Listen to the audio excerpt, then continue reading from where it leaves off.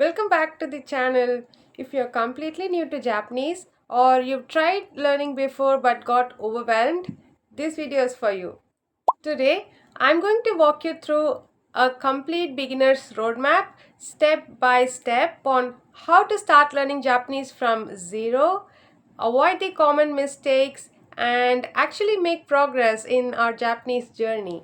We'll talk about the writing systems, how to study kanji without feeling lost, how to learn grammar on your own, how to immerse yourself even as a beginner, and most importantly, how to stay consistent. So, let's start with the step 1, the true foundation of everything. Before you learn any vocabulary, any kanji, and any grammar, you have to start with Hiragana and Katakana. These two writing systems are the ABC of Japanese. So, what is Hiragana? Hiragana is the core writing system of Japanese and it's mainly used for native Japanese words and grammar endings. If Japanese were a house, Hiragana would be the foundation of the house. You simply cannot read anything without it. You will see Hiragana in the native Japanese words which doesn't use kanji, in the verb endings like tabemasu, ikimasu, nomimasu, and also in particles like ha, o, ni, and also as the furigana reading which we see above the kanji for the pronunciation of the kanji. Each hiragana word represents a sound, not a meaning, a sound. For example, ka, shi, mi. There are 46 basic characters and once you learn them, you can read almost all the beginner level Japanese immediately. Because hiragana is rounded and soft, the character has a smooth flowing look. Beginners usually find hiragana easier to memorize. Next is katakana. What is katakana? Katakana is the second phonetic writing system. It represents the same sound as hiragana but it is used for a different purpose. Katakana is used for foreign words, loan words, the words borrowed from other languages, foreign names, technical and scientific terms, for emphasis, and also for the sound effects in manga. As you can see, katakana has a more sharper and angular look, where hiragana is rounded and smooth, katakana is more straight and geometric. This difference in the shape makes it easier to spot them in the sentences and easier for us to recognize as they are visually distinct. There are 46 basic katakana characters, same as that of hiragana, and once you master these two writing systems, you can start reading most of the Japanese writings. So, why mastering them first matters? Because without hiragana and katakana, everything else becomes harder. You can't read your textbooks properly, you can't check the dictionary forms, and you will always rely on Romaji, which will slow down your reading process. Let me give you some practical tips on how to memorize these characters, which actually worked for me. Tip number 1, handwrite them. Please don't skip this. Writing helps your muscle memory and you will remember the shapes much faster. Tip number 2, use mnemonics. For example, the sa looks like a SA in a saddle and may looks like a messy swirl. These little connections helps a lot. Tip number 3 is my personal method. So I love drawing. So what I did is that I took a big white chart, like a really big white chart, wrote all the hiragana and katakana characters using a paint brush, like with paint and a brush, and I decorated the chart and stuck it on my wall. I saw it every single day from my bed, from my desk, literally from anywhere because you wrote it like really huge characters. And I remember it stayed on my wall until I passed JLPT N5. I think sometimes simple methods are the most effective ones. Tip number 4 is practice reading simple words in the early stage.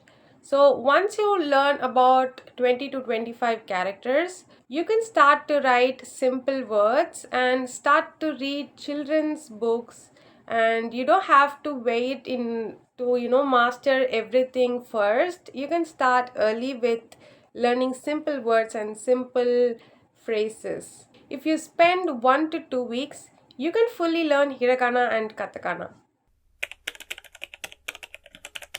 So after learning the Hiragana and Katakana, that's where the fun part starts. You can finally begin learning the real words. At this stage, don't overcomplicate it. Start with simple categories like greetings, numbers, food, and basic verbs like eat, go, see, come. And also, you can start learning simple phrases that you will actually use in a daily life, and then slowly introduce some beginner level kanji. Just a little, nothing crazy.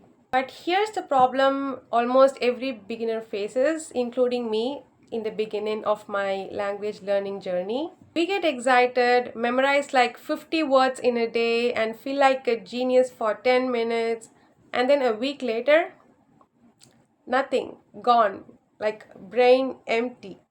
Moreover, kanji has different readings and meanings, so it's very easy to confuse while we are in the earlier stage. It's not your fault, it's just that the random memorization doesn't stick, and rereading your notes doesn't help you in a long run. This is why you will hear everyone talk about the SRS. So, what is SRS?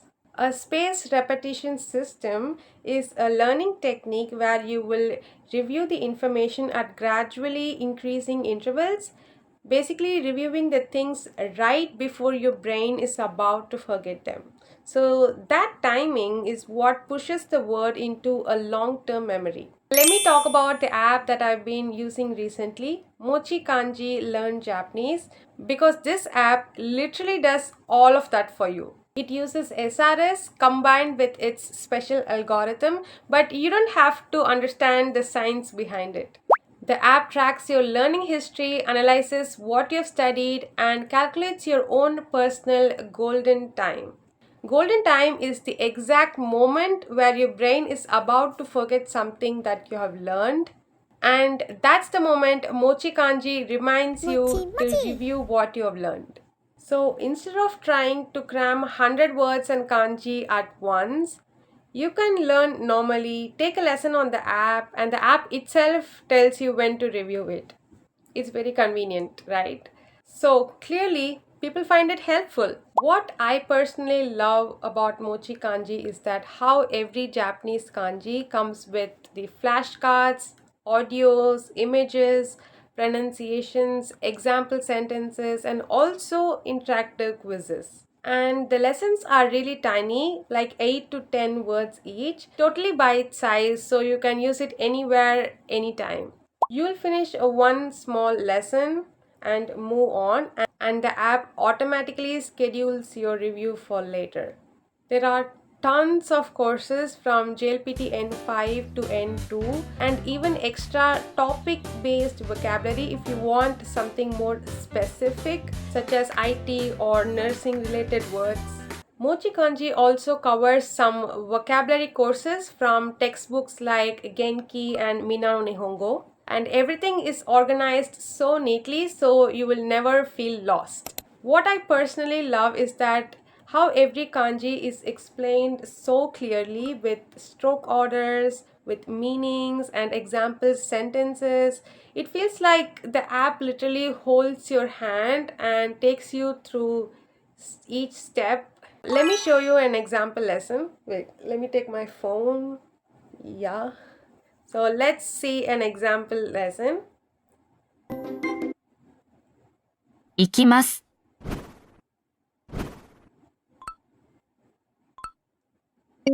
行きます。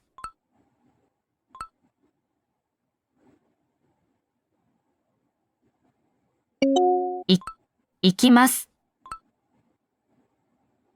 And here's the cool part. After finishing a lesson, MochiKanji calculates when you should review and sends you a notification at your golden time. So if you have a weak willpower or you're terrible at revising like me sometimes, this feature is honestly a lifesaver.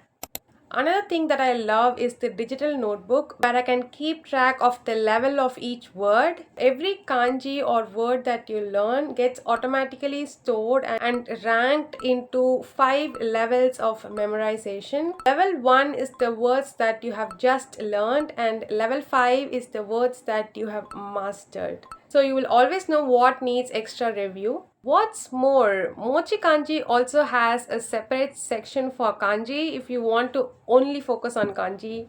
In this tab, you can learn each character in detail, the onyomi kunyomi readings and adorable mnemonics. They are so cute.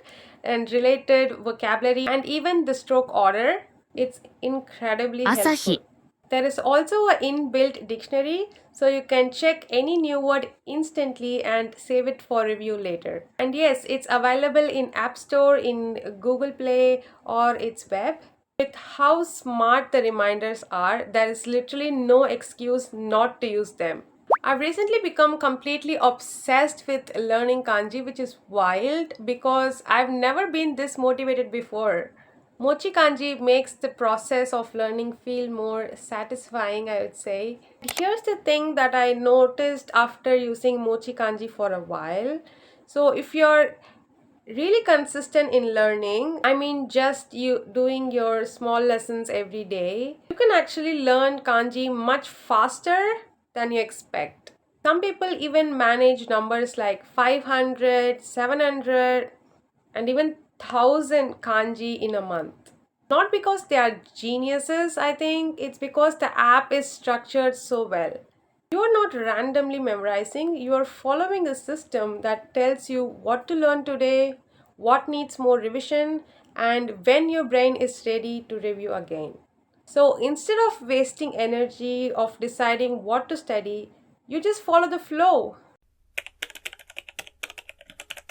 Now you know hiragana, some katakana, you started learning kanji and vocabulary. The next step is grammar. Don't worry, Japanese grammar is very logical. So I'll give you a list of the basic grammars that you need to learn first.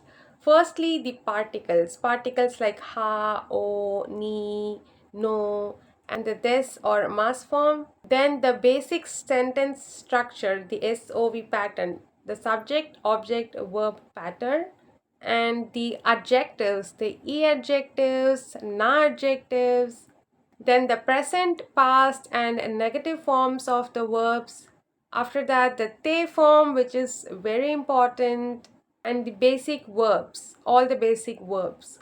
So, let's get into the tips. How to study grammar. Don't memorize the grammar like school rules. Instead, read example sentences and listen to how the native speakers says things.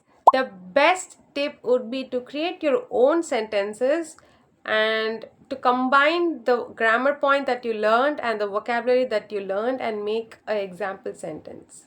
It's because when you study the grammar through actual usage, it feels more natural and sticks to your head. Then the immersion.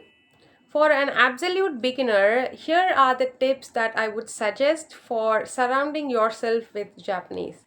Firstly, to follow Japanese YouTube channels like Japanese Pod 101, where you can learn bite-sized Japanese lessons, like really short lessons, and channels like Ask Japanese, where they conduct street interviews, which is really good for mastering your listening. And also I like Nihongo no Mori channel, which is very useful for learning the JLPT basics. They give very clear explanations.